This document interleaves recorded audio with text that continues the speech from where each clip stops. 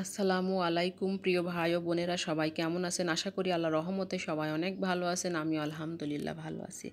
আজকে আমি আলু দিয়ে গরুর মাংস রান্না করেছি। বেশ কিছুদিন পর আমি আলু দিয়ে মাংসটা রান্না করেছি, আর সেটা আপনাদের সাথে একটু শেয়ার করলাম। মাংস হোক অন্যান্য তরকারি হোক, সবাই কম বেশি রান্না করতে পারে। যার যার অঞ্চলে রান্না যেমন সে সেমন রান্না করে, আর আমি যেভাবে রান্না করেছি সেটা আপনাদের সাথে শেয়ার করেছি। প্রথমে এখানে আমি 1 কেজি গরুর মাংস নিয়েছি, রেগুলার পিস করে কেটে ধুয়ে পরিষ্কার করে নিয়েছি।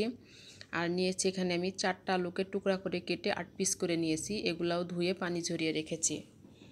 তারপর আমি চুলাইতে একটা কড়াই দিয়ে দিয়েছি এবং চুলার জালটা জ্বালিয়ে পরিমাণ অনুযায়ী সয়াবিন তেল দিয়ে দিয়েছি এখানে আমি সামান্য একটু লবণ এবং হলুদের গুঁড়া। এখন আমি এর মধ্যে দিয়ে আলুগুলাকে ভেজে নেব।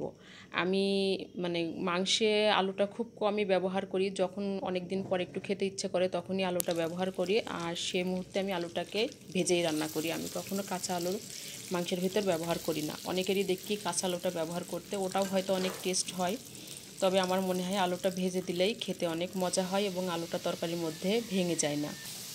যাই হোক, এখন আলুগুলাকে আমি লাল লাল করে ভেজে উঠিয়ে নিচ্ছি। প্লিজ সবাই যারা আলু না ভেজে রান্না করেছেন তারা অবশ্যই একবার হলেও এভাবে আলু ভেজে রান্না করে ট্রাই করে দেখবেন, আর আমিও না ভেজে একদিন রান্না করে ট্রাই করে দেখবো ইনশাআল্লাহ।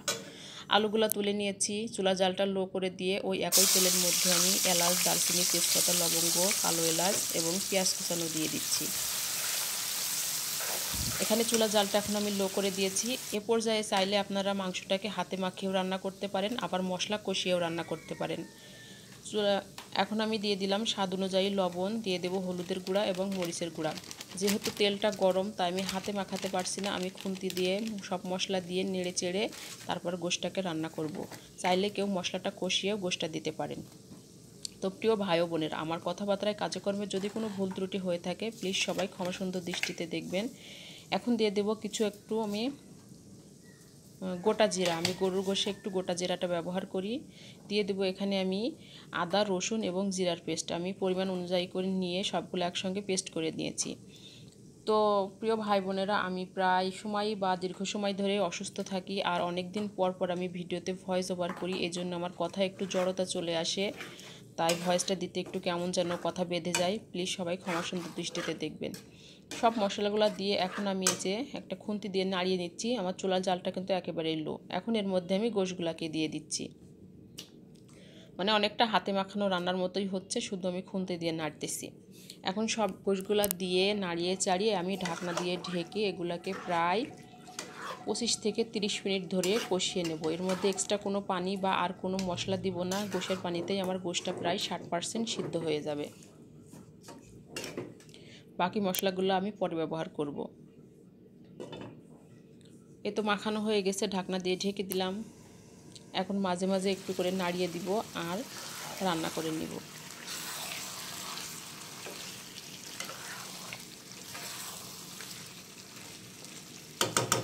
গোশ থেকে পানি ছাড়া শুরু করে দিয়েছে।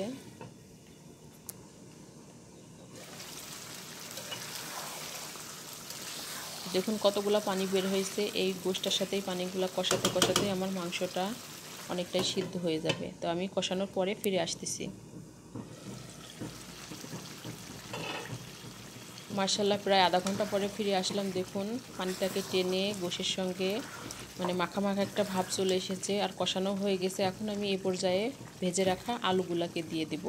আলুগুলা দিয়েও আমি আবারও 5-7 মিনিট ধরে মাংসগুলাকে কষিয়ে নিব।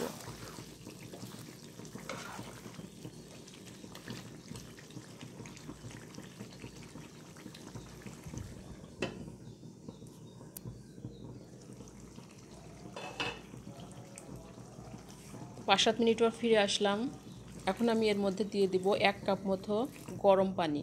মানে যে যতটুকু ঝোল রাখবে সে ততটুকু পানি দিতে পারেন। তো আমি যেহেতু ঝোল রাখবো না, আমি আলু আর গোশটা সিদ্ধ করার মতোই শুধু পানিটা দিয়েছি, আর এই পানিতেই আলু এবং গোশটা সিদ্ধ হয়ে যাবে। যেহেতু আমার গোশটা প্রায় 60% সিদ্ধ হয়ে গেছে এবং আলুগুলা ভাজা ছিল, তাই সিদ্ধ হতে বেশি টাইম লাগবে না। এ পর্যায়ে দিয়ে দিচ্ছি আমি ধনিয়া গুঁড়া। আর আমি সাধারণত গোশ রান্নার মাঝামাঝিতেই ধনিয়া গুঁড়াটা ব্যবহার করি বা লাস্টের দিকে। দিয়ে দেবো এখানে কিছু কাঁচামরিচ। কাঁচামরিচটা দিলে গোশের ফ্লেভারটা ভালো আসে। এখন আমি ঢাকনা দিয়ে ঢেকে রান্না করব বেশ খানিকক্ষণ ধরে, যতক্ষণ না পানিটা টেনে আসে। তো মাশাআল্লাহ দেখুন পানিটা টেনে এসেছে এবং গোশটা কষানো কষানো বা ভুনা ভুনা হয়ে গেছে।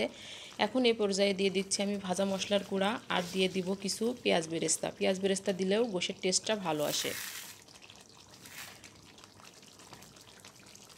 পেঁয়াজ বেরেস্তাগুলোকে একটু গুঁড়া করে দিয়ে দিলাম আর নামিয়ে সার্ভ করে আপনাদেরকে দেখাবো। আর আপনাদের কাছ থেকে আমি এখানে বিদায় নিয়ে নিব। দোয়া করি সবাই ভালো থাকেন, সুস্থ থাকেন। এই গরমে সবাই শরীরের যত্ন নিয়েন। আল্লাহ হাফেজ। আসসালামু আলাইকুম।